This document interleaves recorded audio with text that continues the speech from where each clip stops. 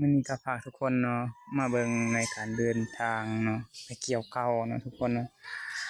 เริ่มเกี่ยวข้าวมื้อแรกเด้อมื้อนี้เด้อทุกคนเด้อมากับลูกชายเลยก็พอเพิ่นไปก่อนแล้วพอกับน้องชายเลยกับหลานชายเนาะเอาน้ำลังไปน้ำลังก็คือช่วงพ่อลูกไปน้ำลังคอยกับลูกชายเนาะคือไปน้ำลังเนาะไปเกี่ยวข้าวลูกชายว่าอยากไปน้ำเฮาก็ข้ามห้วยเนาะนาของเฮาก็ต้องข้ามห้วยเด้อทุกคนเด้อ ไปแล้วก็ข้ามห้วยถึงมันจะหอดน้ำมันก็ใช้เวลาโดนพอสมควรนะตอนนี้ก็เฮาก็จะหอดนาแล้วนะทุกคนนาของเฮาก็ไก่จะหอดแล้วทุกคนเอ้ยตอนนี้เฮาก็หอดทุ่งนาแล้วนี่คือในทุ่งนาแล้วบรรยากาศยามเช้าเนาะพี่น้องเนาะแดดส่องโอ้โหอันนี้บรรยากาศในการเกี่ยวข้าวเนาะ น้องๆเพิ่นได้เกี่ยวก้อนเนาะครับพอเพิ่นได้เกี่ยวก้อนแล้วจาก1 กำ 2 กำเนาะคนละ2 3 กำส่วนสำคัญกำลังเริ่มเนาะเริ่มเกี่ยวคือกันนะมื้อนี้เนาะเฮาก็เริ่มคือกันมาช้าแต่ก็มาไวนะมาไวมาช้าแต่ก็มาไวคือกันเนาะเพราะว่าเฮาได้นำทันเนาะในการเกี่ยวอันนี้ก็คือเวลาบรรยากาศในการเกี่ยวพี่น้อง ฝากให้พี่น้องได้ครับได้ชมเนาะนี่ก็คือนาของสมพันธ์เด้อประมาณอยู่ที่1 เฮกตาร์เนาะ1 เฮกตาร์ถ้ารวมทั้งหมดนะบอนที่ยังบ่ทันบุกเบิกแน่พี่น้องนี่แหละนะนาของสมพันธ์เนาะนี่เห็นบ่ลูกชายก็มาเผาเบิ่งเด้อพี่น้องเด้อมาเผาเบิ่งเนาะจักเรียงว่ายานเชือกคบบ่ อีพอว่ายานเชือกคบเอาเพิ่นมาเผาเบิ่งเนาะพี่น้องเนาะบรรยากาศในคันที่เฮาเกี่ยวข้าวมื้อนี้เรื่องเต็มอาญะเลยพี่น้องแต่ว่าเรื่องแท้ๆหันมี2 ตาเด้อก็คือ2ให้เนาะเรื่องแท้ๆนะนี่แหละชีวิตของชาวนาเนาะทุกคนเนาะอ่ะมันก็เป็นแบบนี้ได้เห็นบ่ข่าวของสัมพันธ์นะโอ้โหพี่น้องเป็นตาสะอ้อนเนาะถ้าแต่ละปีมันเป็นแบบนี้นะโอ้โหแต่ว่าปีนี้มันบ่ได้ดกปานใดนะพี่น้องนะ มองเขาก็น้อยๆเนาะบ่ได้ดกคือปีกายนี่โอ้โหดกแฮงดกได้ดกว่าพี่น้องปีนี้บ่ปานใดพี่น้องเอ้ยปีนี้บ้านร้านพ่อหรือกินกระเดงกินร้านพ่อ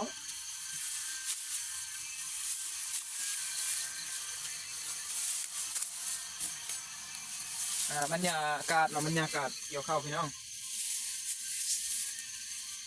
ก็ประมาณนี้เลยเกี่ยวข้าวนะครอบครัวของชุมพันธ์เนาะ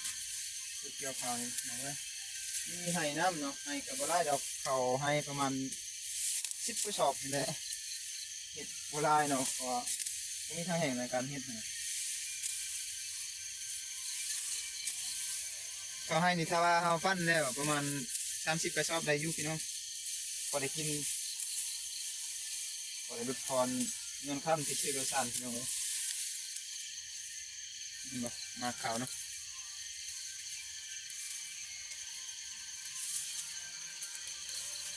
มาขาวบ่ว่าปานใดปีนี้บ่คือปีกายพี่น้องปีนี้ตามเบิ่งคือธรรมดาเนาะปีกายเนี่ยโอ้มาคักมาดีเนาะ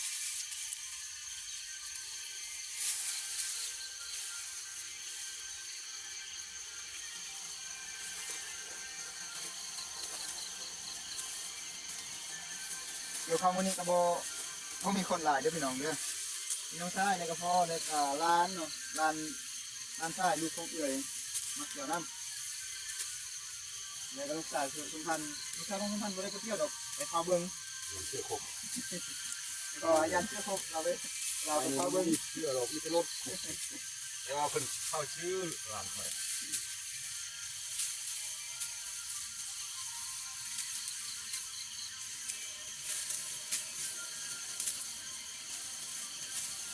ที่ชาวให้ชาวนาพี่น้องเอ้ย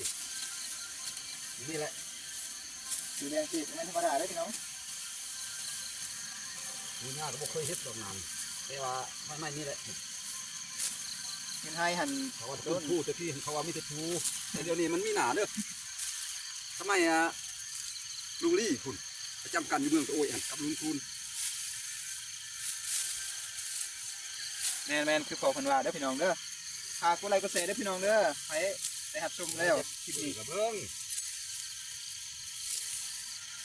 ค่าของพันชุมพันธุ์นะของว่าพอชุมพันธุ์แล้วนี่นานบ่ไล่ดอกเรื่องเฮกตาร์ฉะนั้นแหละ นาทีเห็นนามันน้อยน้องมีนาทีบรรลัยพี่น้อง โดยกำลังก็ได้เห็นอยู่